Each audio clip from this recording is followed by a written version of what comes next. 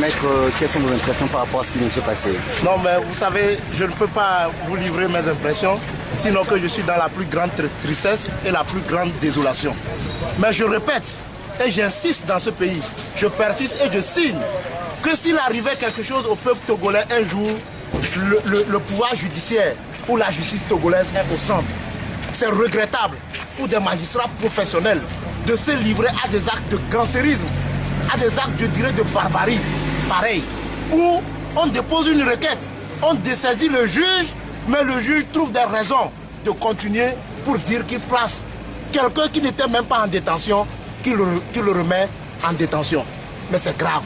Vraiment, je dis que si le dernier rempart, qui est la justice, à laquelle tout citoyen doit s'adresser lorsqu'il a tout problème, est devenu ainsi et doit être au bord de l'exécutif, nous pensons que notre nation est en péril. Le Togo est en péril, je vous dis, très en péril. Parce que ce que vient de se passer tout à l'heure me dit que je n'ai pas de sécurité juridique. Partout où je suis, on peut me prendre comme bon le semble. Il suffit qu'on donne l'ordre pour qu'on dise que cet homme, il mérite d'être allé en prison et c'est fini. Parce que je vous dis que ce qui vient d'être passé, c'est de la forfaiture, c'est du cancérisme. On n'a jamais vu ça dans un pays.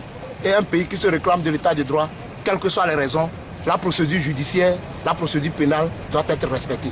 J'avoue que je manque de mots, mais je vous dis que ce qui vient de se passer tout à l'heure, c'est du cancérisme, c'est de la forfaiture. Je n'ai pas de mots pour le qualifier. Et maintenant, que comptez-vous faire? Qu'est-ce que nous allons faire? La profession de l'avocat est complètement dévalorisée au Togo.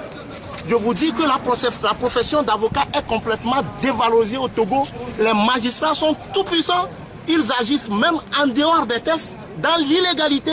Et quel que soit ce que les avocats disent, ils continuent.